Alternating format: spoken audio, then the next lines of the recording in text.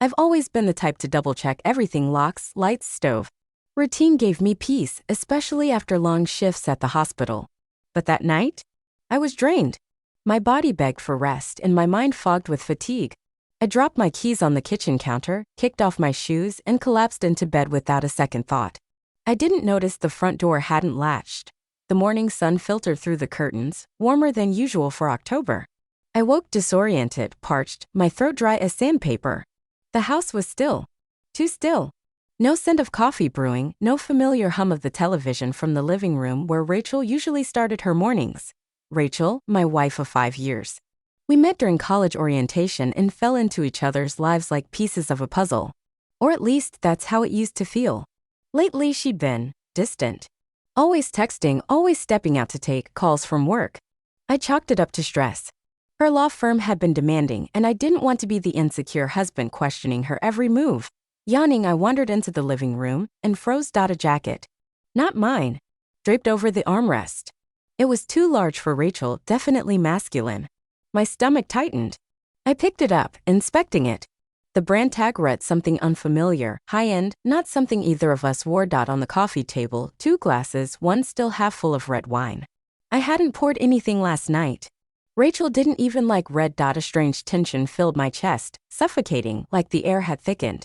My eyes darted toward the front door ajar. The gap barely noticeable, but enough to let in the chilly dawn air. I stood frozen for a moment, my brain scrambling for logic. Maybe Rachel had company over last night? A friend, a colleague? But I hadn't heard anything when I got in. The house had been dark, silent. I glanced at the clock, 8:47 a.m. Rachel's car was still in the driveway. She hadn't left for work yet. The knot in my chest tightened. Something wasn't right. I stepped back into the hallway, now hyper-aware of every creak in the floor, every distant sound. My hand trembled slightly as I reached for the bedroom doorknob. I stopped. Part of me didn't want to know. But another part, stronger, sharper, needed to. I turned toward the kitchen instead, trying to think, trying to breathe. That's when I noticed her phone charging on the counter. Notifications lighting up the screen. Messages from someone named T. The jacket. The wine. The door. Rachel asleep. My routine had failed me. I hadn't closed the door and now something had entered. Whether it was a person, a truth, or both, I didn't know yet. But I was about to find out, and I wasn't sure I wanted to. The jacket stayed on the kitchen table like a riddle I couldn't solve. I stared at it, willing it to explain itself. The phone buzzed again, another message from T. I didn't touch it. I couldn't. Not yet. Rachel finally stirred, footsteps padding down the hallway. She appeared in the doorway, wrapped in her robe, hair tousled, eyes half-lidded. "You're up early," she murmured, stifling a yawn. I swallowed hard. "Did someone stop by last night?" She paused. Her eyes flicked to the jacket, then to me. "What?" "That's not mine," I said, nodding at the jacket. A beat of silence. "Oh," she laughed, forced, thin. "That's Tom's. From work. He came over for a bit. We had wine and talked case files." I raised an eyebrow. "At midnight?" "I didn't hear anything when I got in." She looked away. "You were probably already asleep. He didn't stay long." Her words felt rehearsed, like a script. But I didn't press. Not yet. I needed more than gut instinct. I needed truth, not guesses. Rachel busied herself making coffee, back turned, while I stood frozen in place. The half-full wine glass, the unlocked door, the unknown man slipping out, none of it sat right. I thought of the security camera above the door. I waited until Rachel stepped into the shower, then moved fast. I pulled up the footage on my phone, hands slick with sweat. The screen loaded slowly, each second dragging like an hour. Then I saw it. Time-stamped 4:06 a.m., a man in a dark coat stepping outside. Not Tom, at least not from what I knew of him. The figure glanced back, then disappeared into the street. Rachel hadn't mentioned anyone leaving at that hour. I sat down, the breath knocked out of me. This wasn't paranoia anymore. This was real. I watched it again, freezing the frame. The man had a distinctive limp, his left leg stiff as he walked. Something about him gnawed at my mind, like I'd seen that walk before, but where? Rachel's phone buzzed again, vibrating across the counter. I picked it up, almost without thinking, but stopped myself. I wasn't ready to cross that line, not yet, not without being sure. She returned minutes later, dressed, sipping coffee like nothing had happened. She smiled, kissed my cheek, and said she'd be working late again. "Don't wait up." I nodded, silent, my thoughts screaming. The jacket, the wine, the footage, the lies, it was all a puzzle. I had most of the pieces, but not enough to confront her, not yet, but I would. Soon, and when I did, I'd be ready. I couldn't sleep that night. Rachel's scent still lingered on the pillow beside me, yet the distance between us felt like miles. Her lies played on a loop in my mind, her easy smile, her casual tone, that dismissive "don't wait up." I stared at the ceiling, heart pounding, trying to convince myself I was wrong. But I wasn't. By morning, I'd made a decision. I needed answers, not guesses, not half-truths. Real, undeniable answers. I took the day off and waited until Rachel left for work.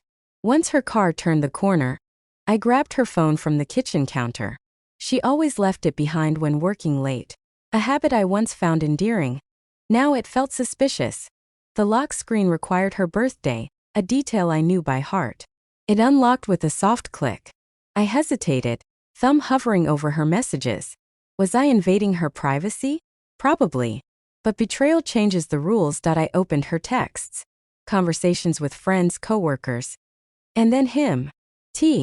His messages were bold, intimate. No effort to hide their meaning.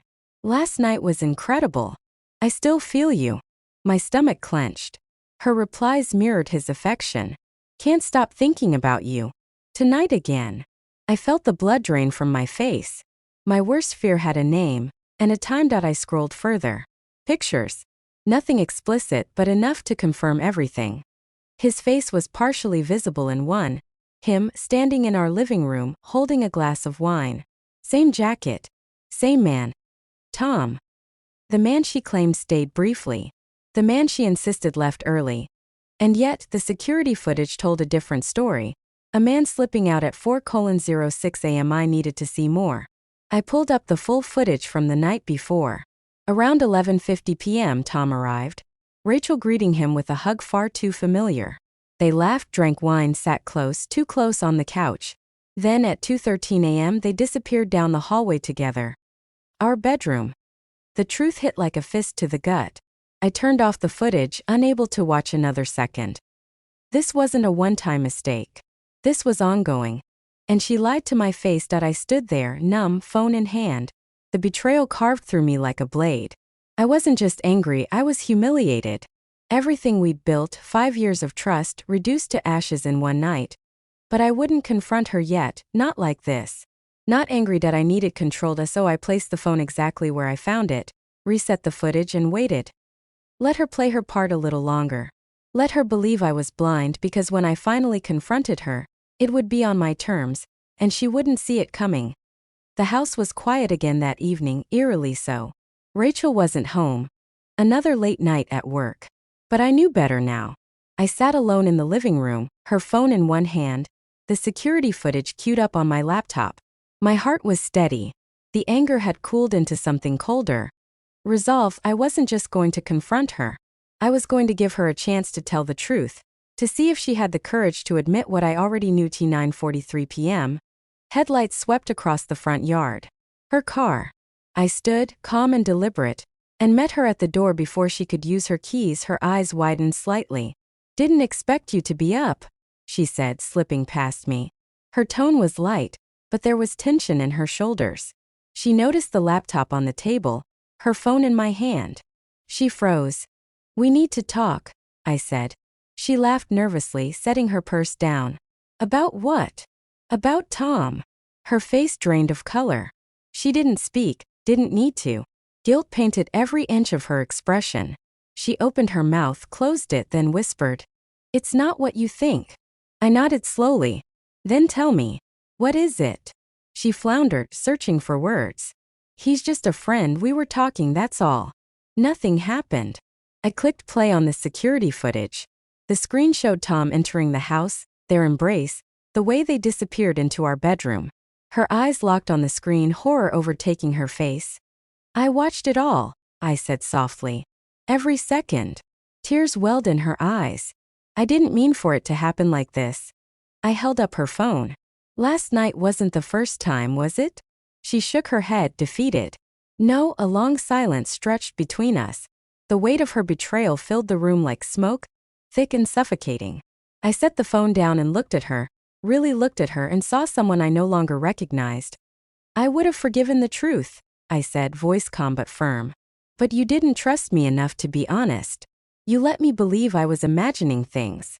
She sobbed quietly, collapsing onto the couch. I don't know why I did it. I didn't respond. Some things don't need answers. That I walked to the door and opened it wide. I think you should go. At least for tonight. She hesitated, eyes pleading, but I didn't waver. Without another word, she grabbed her purse and walked out. The door closed behind her with a final click, the same door I had left open just one night ago. Back then I let something in. Now I had finally let it out.